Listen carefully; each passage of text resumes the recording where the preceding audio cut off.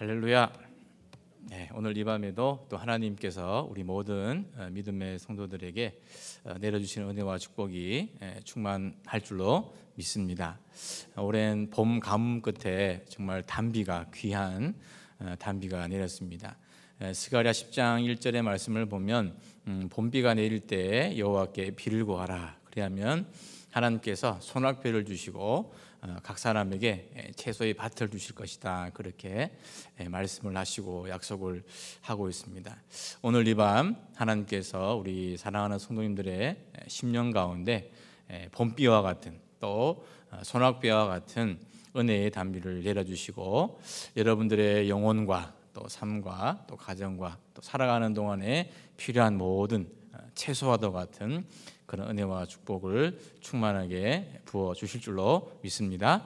그런 은혜를 경험하고 돌아갈 수 있는 귀하고 복된 시간 되시기를 주님의 이름으로 간절히 축원을 드립니다. 지금 우리가 겪고 있는 이 코로나19 사태는 우리에게 많은 변화를 가져다 주었습니다. 지극히 일상적이었던 모든 것들이 비일상적인 것으로 바뀌게 되었죠. 특별히 좀 심각했던 우리 지난 3월달 같은 경우에는 교회가 예배를 제대로 드리지 못하는 그런 변화가 있었습니다. 물론 이제 우리 교회는 그래도 그나마 또 감사하게도 주일 낮 예배만큼은 또 그런 어려운 상황 속에서도 드릴 수 있다는 건 너무나 감사한데 그것마저 드리지 못했던 교회가 또 많이 있었습니다. 그런데 이런 코로나19 사태가 지금은 이제 조금은 안정세로 접어든다고 합니다만은 그래도 여전히 아직까지는 조금 이렇게 사회적 거리두기나 이런 모든 것들을 좀 해체하고 자유롭게 다니는 것에 대해서 부정적인 그런 시각이 많은 것이 지금 현재의 상황입니다. 또한 전문가들에 따르면 이런 일들이 이번에만 생긴 것이 아니고 코로나19는 혹시 이제 정복된다고 하더라도 또 제2, 제3의 이런 일들이 발생할 수 있는 여지가 너무나 많이 있다는 것이 전문가들의 의견이죠. 그런데 우리가 이런 일들을 한번 겪었기 때문에 혹시 그런 일들이 다시 온다고 하더라도 지금보다는 더 지혜롭게 대처할 수 있을 것이라 그렇게 생각을 합니다. 물론 우리가 더 열심히 기도하고 또 하나님 앞에 은혜를 구하여서 이런 일이 다시 생기지 않는 것이 가장 큰 은혜와 축복일 거라 생각을 합니다. 아무쪼록 이런 힘든 시기를 살아가고 계시지만 하나님이 여러분들과 함께 하심으로 말미암아 또 하늘로부터 내려오는 그런 말할 수 없는 은혜와 평강이 축복이 충만한 귀한 시간을 보낼 수 있기를 주님의 이름으로 간절히 축원을 드립니다. 우리 인생을 가리켜서 광야 같은 인생이라는 그런 표현을 종종 씁니다.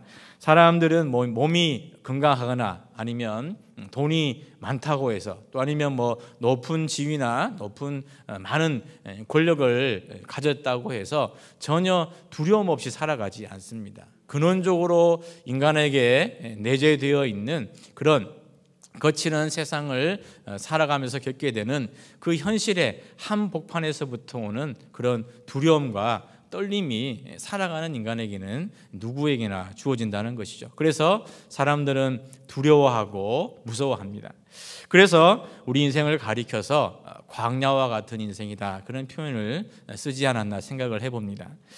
빙점이라는 소설로 유명한 일본의 미우라 아야코 여사는 20대의 젊은 나이에 폐결핵 그리고 척추의 병을 앓게 되어서 무려 13년 동안이나 병상에서 생활을 하게 되는 그런 커다란 고통을 겪게 되었습니다. 육체적인 고통도 물론 찾아왔습니다만은 또 그로 인해서 찾아온 정신적인 고통 때문에 자살까지도 그렇게 시도하기도 했었습니다. 그런데 그 미우라 아야코 여사에게 예수님이 찾아오셨고 그분에게도 조그마한 그런 변화가 생기게 되었습니다. 그런데 그 미우라 아야코 여사가 평소에 자주 애송했다는 그런 시가 있습니다. 제가 잠깐 읽어드리도록 하겠습니다. 아프지 않으면 드리지 못할 기도가 있다. 아프지 않으면 믿지 못할 기적이 있다. 아프지 않으면 듣지 못할 말씀이 있다. 아프지 않으면 접근하지 못할 성소가 있다. 아프지 않으면 우러러 뵙지 못할 거룩한 얼굴이 있다. 아프지 않으면 나는 인간일 수조차 없다. 예수님을 만나고 변화되면서 그동안 자신이 겪었던 그 온갖 육체적인 고통 또는 정신적인 고통이 그저 고통으로만 보여지는 것이 아니라 그분이 아팠기 때문에 드릴 수 있는 기도가 있었다는 거예요. 자신에게 찾아온 그 고통이 있었기 때문에 들을 수 없는, 평소에는 듣지 못했던 말씀이 있었다는 것이죠. 그런 고통과 아픔을 통해서 비로소 참된 인간이 되었음을 깨닫게 되었다. 그렇게 이 미우라 아야쿠 여사는 고백을 할 수 있었던 것이죠.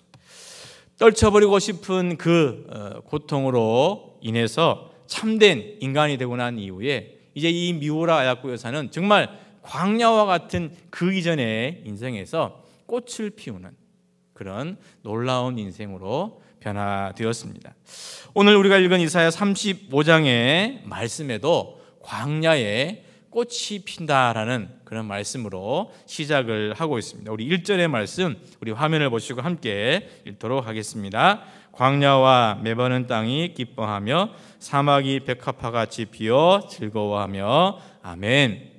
처음에 나오는 이 광야, 메마른 땅, 그리고 사막, 서로 다른 표현을, 단어를 사용했습니다만은 그 의미는 동일합니다. 이 광야라는 곳은 물이 귀한 그런 장소이기 때문에 식물이 제대로 자랄 수 없고 또 식물이 없으니까 동물조차도 이렇게 없는 황량한 황무지 또는 불모지라는 그런 의미를 지니고 있습니다. 또 그것을 영적으로 해석을 한다면 하나님의 은혜가 떠나버린 그런 영적인 기갈의 상태 또는 기쁨과 즐거움이 전혀 없는 그런 아주 영적인 상태를 비유적으로 우리가 광야라 그렇게 표현을 하기도 합니다.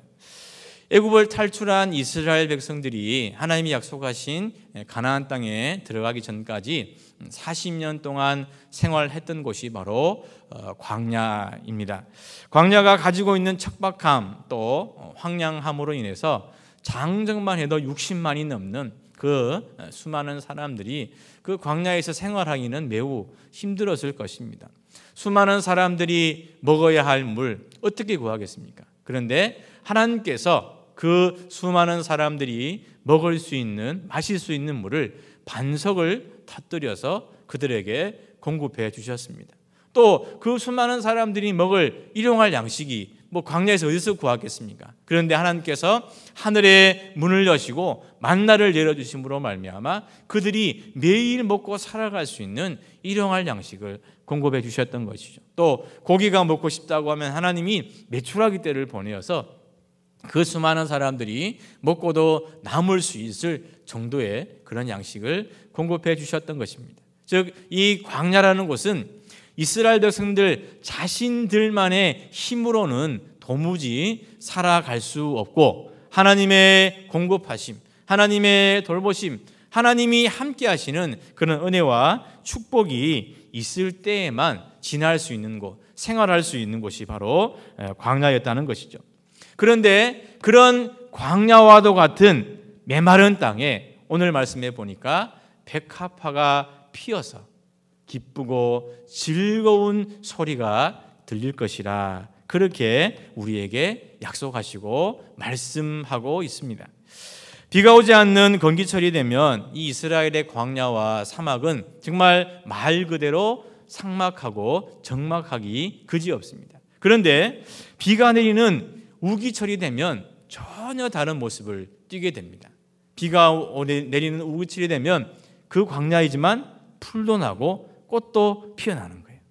오늘 본문에 백합화가 나오는데 이 백합화를 우리가 흔히 아는 하얀 빛깔의 백합, 릴리라고 여러분 상상을 하시면 안 됩니다. 오히려 이것은 이스라엘 지역에서 그 지역에서 흔하게 볼 수 있는 흔하게 볼 수 있는 들의 꽃, 들꽃 그 정도라고 생각하시면 더 이해가 쉬울 것 같습니다. 예수님께서 산상수훈을 말씀하실 때 마태복음 6장에서 솔로몬이 모든 영광으로 입었던, 정말 가장 화려했던 그 솔로몬 왕이 자신이 할 수 있는 그 모든 영광으로 입었던 그 옷보다도 이 백합화가 더 아름답다, 예수님 말씀하셨습니다. 마태복음 6장 28절의 말씀, 또 너희가 어찌 의복을 위하여 염려하느냐, 들의 백합화가 어떻게 자라는가 생각하여 보라. 수고도 아니하고 길쌈도 아니하느니라.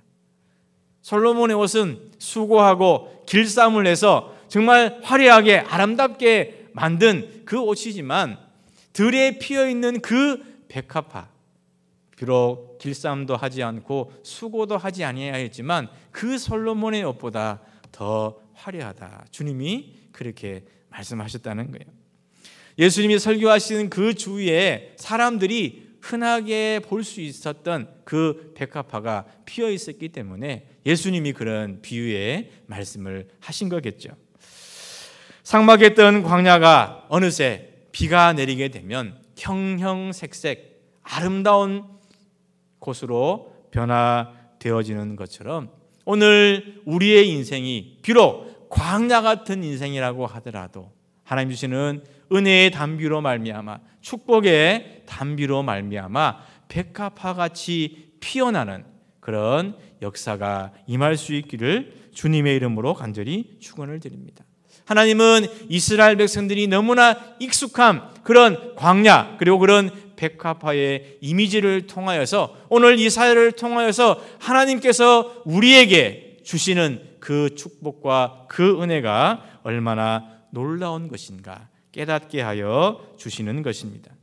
비록 우리가 고난 가운데 있다고 하더라도 지금의 이 고난 뒤에는 고난보다 더 놀라운, 그 고난보다 더 영광스러운, 그 고난보다 더 충만한 백합화와 같은, 꽃과 같은 그런 하나님의 은혜와 축복이 우리를 기다리고 있을 줄로 믿습니다. 그래야 우리가 좌절하거나 절망하지 아니하고 소망을 가지고 희망을 가지고 한 걸음 한 걸음 우리에게 주어진 믿음의 삶을 걸어갈 수 있기를 주님의 이름으로 간절히 축원을 드립니다. 우리 오늘 이사야 35장 2절의 말씀 다시 한번 같이 읽도록 하겠습니다. 무성하게 피어 기쁜 노래로 즐거워하며 레바논의 영광과 갈멜과 사론의 아름다움을 얻을 것이라. 그것들이 여호와의 영광 곧 우리 하나님의 아름다움을 보리로다. 아멘. 이제 2절 말씀에서는 광야에서 백합화가 피어나는 그것을 넘어서 더욱더 무성하게 피어날 것이다, 그렇게 말씀을 하고 있습니다. 즉 이 점층법을 사용을 해가지고 더 풍성하게, 또 그 기쁨이 더 극대화시키는 것을 볼 수 있습니다. 그런데 그 기쁨이 극대화되는 것을 가리켜서 레바논의 영광, 그리고 갈멜과 사론의 아름다움으로 그렇게 대비를 하고 있습니다. 우선 이 레바논의 영광이라고 하는 것은 구체적으로 레바논의 백향목이라고 여러분들이 이해를 하시면 되겠습니다. 이 백향목은 구약 성경에만 해도 70번이나 언급이 되는 아주 귀한 나무입니다. 동물의 왕을 우리가 흔히 사자라고 한다면 수목의 왕, 나무의 왕을 가히 이 백향목이라고 해도 과언이 아닐 것입니다. 튼튼하게 뿌리를 뻗은 강인한 수목이라는 뜻을 가진 이 백향목은 레바논의 지역에 해발고도 2000m가 넘는 높은 고산지대에서 서식하는 그런 나무입니다. 높이가 40m에 이른다고 합니다. 아파트로 따지면 15층 또는 16층 정도 되는 그 높이만큼 나무가 높게 자라고, 또 이 지름은 무려 3m가 되는, 그렇지만 이 나무가 높고 곱게 뻗어 있지만 또 수려하고 아름다운 그런 나무가 바로 백향목이라고 합니다. 또한 이 달걀만한 그런 솔방울이 맺히기도 하고요. 그 나무 중에 수명이 오래된 것은 2000년 또는 3000년까지 자란다고 합니다. 아주 장수하는 나무이죠. 특히 이 백향목은 짙은 향기를 풍기고 또 내구성도 뛰어나서 어떤 벌레나 해충이 먹지 않습니다. 그래서 아름답게 광을 낼 수 있는 또 그런 장점도 가지고 있기 때문에 건축의 자재로서, 특별히 아주 귀한 건축의 자재로서 사용되기도 했고, 또 배를 만들거나 아니면 악기를 제조하는 그런 용도로 사용된 나무가 바로 백향목입니다. 우리가 잘 아는 대로 솔로몬이 자신의 왕궁을 이 백향목으로 지었죠. 또 특별히 하나님의 성전을 지을 때 사용된 나무가 바로 이 백향목이기도 합니다. 제목으로서의 훌륭함, 그리고 그 빼어남, 수려함, 화려함, 웅장함, 장엄함, 그 모든 것들이 여느 나무들과 비교할 수 없기 때문에 이 레바논의 백향목, 그러면 구약 성경에서는 가장 영광스러운 것을 상징할 때 사용되는 것입니다. 이어서 나오는 갈멜 하면 우리가 가장 먼저 떠오르는 것이 엘리야와 850명의 바알과 아세라 선지자가 싸웠던 어디죠? 갈멜산이 떠오르실 것입니다. 그런데 이 갈멜이라는 이름의 뜻은 하나님의 포도원이라는 그런 의미를 가지고 있습니다. 말 그대로 정말 아름다움을 가지고 있는 곳이죠.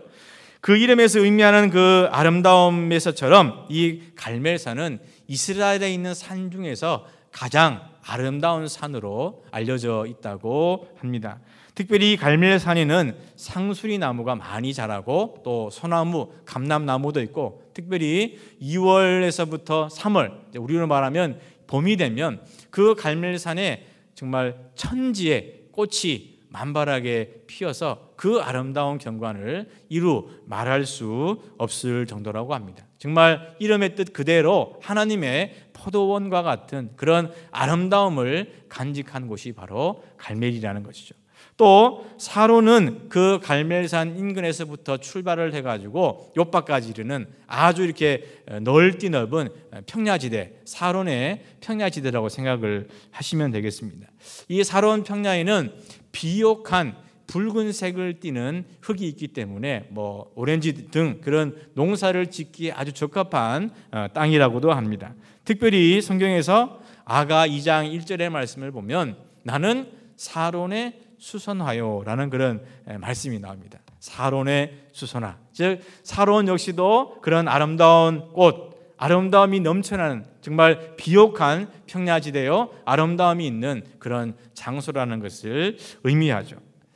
황량한 광야, 그리고 적막한 사막이 백합화가 피어 즐거워하는, 그것도 정말 감사한 일인데, 그것을 더 넘어서서 레바논의 백향목과 같은 영광으로, 또 갈멜과 사론의 그 아름다움으로 하나님이 채워 주실 것이라 그렇게 약속을 하고 있습니다. 진정 우리 성도님들의 삶이 이 레바논의 영광보다도 또 갈멜과 사론의 아름다움보다도 더 풍성하고 충만하시기를 주님의 이름으로 간절히 축원을 드립니다. 그런데 이것만 해도 정말 감사하겠는데 하나님의 말씀은 여기에서 그치지 않습니다. 그보다 더한 영광, 그보다 더한 아름다움을 우리에게 주실 것이라 그렇게 말씀을 하고 있습니다. 바로 여호와의 영광, 하나님의 아름다움이라 그렇게 말씀하고 있습니다. 아무리 레바논의 백향목이 수려하고 빼어난 나무라고 하더라도, 아무리 갈멜과 사론의 아름다움이 아름답다고 하더라도 그 모든 것들은 엄밀히 말하면 하나님이 창조하신 피조물에 불과한 거예요. 하나님이 만드신 피조물이라는 거예요. 그런데 여호와의 영광, 하나님의 아름다움은 바로 하나님에게서부터 나오는 것이기 때문에 그것은 우리 인간의 언어로 다 표현할 수 없을 것입니다. 하나님을 가장 가까이에서 대면했던 모세가 하나님의 영광을 보여주기를 간청했습니다. 그런데 하나님이 그 모세에게조차 그 영광을 보여주지 않으십니다. 왜입니까? 하나님의 그 영광을 보고는 살 사람이 아무도 없기 때문입니다. 그래서 하나님의 영광이 다 지나간 이후에 모세는 바위 밑에 숨어 있다가 그저 하나님의 그 영광의 끝자락, 하나님의 그 뒷모습만 바라볼 수 있었던 것이죠. 우리 인간이 가지고 있는 지성, 감정, 표현할 수 있는 모든 것들을 다 동원한다고 하더라도 하나님의 영광, 하나님의 아름다움은 이루 표현할 수 없을 것입니다. 그런데 하나님이 우리들에게 바로 그 하나님의 영광으로, 하나님의 아름다움으로 채워주실 것이라 약속하시고 있습니다. 광야와 같은 우리 인생에, 메마른 우리 땅에 여호와의 영광이 충만하시기를 축원합니다. 하나님의 아름다움이 넘쳐나시기를 축원합니다. 이루 말할 수 없는 그 하나님의 아름다움으로 말미암아 우리의 삶이 더 기쁨과 즐거움으로 가득 찬 축복된 인생이 될 수 있기를 주님의 이름으로 간절히 축원을 드립니다. 우리 이제 이사야 35장 3절과 4절의 말씀 함께 읽도록 하겠습니다. 너희는 약한 손을 강하게 하며 떨리는 무릎을 굳게 하며 겁내는 자들에게 이르기를 굳세어라. 두려워하지 말라. 보라, 너희 하나님이 오사 보복하시며 갚아 주실 것이라. 하나님이 오사 너희를 구하시리라 하라. 아멘. 우리가 아무리 하나님의 백성이라고 하더라도 광야와 같은 세상을 살아가는 동안에는 연약해지고 또 무릎이 떨릴 만큼 힘들고 지칠 때도 있다는 것이죠. 3절 말씀이 나오는 이 약한 손이라는 것은 문자적으로 보면 축 늘어 떨어진 그런 손, 힘없는 손을 가리킵니다. 또 떨리는 무릎은 바로 두려움에 휩싸여 가지고 정말 다리만 달달달달 이렇게 떠는 그런 상태를 가리키는 것이고요. 또 4절 말씀에 나오는 겁내는 자는 이 마음과 관련된 단어인데 정말 어려움과 두려움과 염려와 근심 때문에 그 마음이 물처럼 다 녹아내리는 그런 상태를 겁내는 자, 이제 그렇게 표현을 하고 있습니다. 그런데 하나님은 철저하게 소진되어서 도무지 손조차 쓸 수 없는 그러한 상황에 있는 사람을 향하여 강하게 하라 말씀하시는 거예요. 무릎이 덜덜덜덜 떨려서 일어설 수조차 없는 그런 사람을 향하여 하나님이 굳세어라 말씀하시는 거예요. 마음이 물 녹듯 녹아내리는 그 사람을 향하여 두려워하지 말라, 굳세게 하라 말씀하고 있는 것입니다. 이 시간 우리의 손이 연약하고 혹 우리의 무릎이 떨리고 우리의 마음이 물처럼 녹아내렸다면 하나님의 이 말씀을 기억하십시오. 강하게 하라, 굳세어라, 두려워하지 말라, 그리고 다시 일어서라. 그렇다면 우리가 왜 강하게 할 수 있고 왜 굳세어질 수 있고 왜 두려워하지 않을 수 있습니까? 바로 하나님이 우리에게 오시기 때문입니다. 하나님은 저 멀리 계셔서 우리의 고통이라고는 도무지 모른 척하고 우리의 고통이라고는 도무지 알 수 없는 그런 머나먼 곳에 계신 하나님이 아니라는 거예요. 오히려 하나님은 높고 높은 보좌까지도 버리시고 가장 낮고 천한 말구유에까지 내려오셔서 우리와 함께 하시는 임마누엘 하시는 분이 바로 하나님이시라는 겁니다. 그런데 하나님께서 그렇게 우리에게 오셔서 보복하여 주실 것이다 그렇게 말씀하고 있습니다. 여기서 보복한다는 것은 복수한다는 것을 의미합니다. 즉 이스라엘 백성들을 괴롭히고 고통과 압제 가운데 눌렀던 그 많은 사람들에게 하나님이 복수하여 주시고 보복하여 주시겠다 말씀하고 있는 겁니다. 또한 하나님은 오셔서 갚아주실 것이다 말씀하고 있습니다. 여기서 갚아준다는 것은 보상한다는 것을 의미합니다. 즉 어려움과 광야와 같은 인생이지만 그럼에도 하나님을 향한 믿음에서 떠나지 아니하고 그 믿음을 굳게 지키며 광야 같은 인생에도 백합화와 같이 피어날 그날을 기대하고 소망하며 살아가는 그 사람에게 하나님이 오셔서 보상하여 주시고 갚아 주시겠다 분명히 약속하시고 있는 거예요. 그러므로 우리가 연약한 손을 강하게 하고 우리의 떨리는 무릎을 굳게 하고 물처럼 녹아내는 이 마음조차도 우리가 더 굳세게 하여서 우리에게 오셔서 보복하시고 때로는 보상하여 주시는 그 하나님의 은혜와 사랑 누리시기를 주님의 이름으로 간절히 축원을 드립니다. 하나님을 사랑하시는 귀한 믿음의 성도 여러분, 특별히 코로나19로 인해서 정말 극한 어려움과 근심에 처해 있는 우리 귀한 믿음의 성도 여러분, 광야와 같은 세상에서 광야와 같은 인생길을 걸어가고 있겠습니다마는 그러나 결코 여러분 좌절하거나 포기하지 마십시오.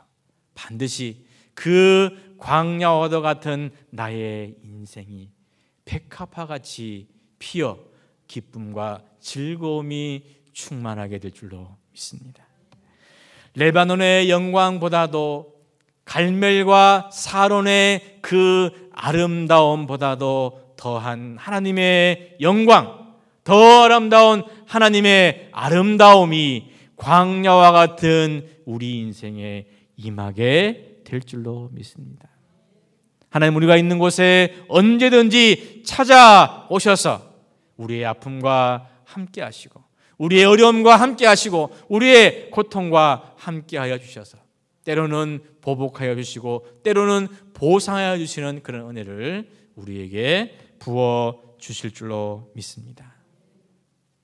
꽃이 피어 있는 기쁜 길을 걸어갈 때에도 설령 눈물의 골짜기를 지나갈 때에도 언제나 우리와 함께 하시는 그 하나님 믿고 의지하며 살아가는 우리 모두가 될 수 있기를 간절히 바랍니다. 시간 우리가 함께 찬양하기를 원하는데요, 비록 우리가 살아가는 이 인생이 광야와 같은 인생이어서 세상의 모든 소망이 다 사라져버린다 하더라도, 그래서 내가 살아가는 그 순간 한순간이 정말 절망과 고통과 고난 가운데 쌓여 있다 하더라도 그 모든 순간조차도 주님의 은혜임을 고백하는 우리 모두가 될 수 있기를 바랍니다. 정말 그렇게 될 때 우리의 인생이 백합화와 같이 피어 즐거운 인생, 기쁜 인생으로 변화될 줄로 믿습니다.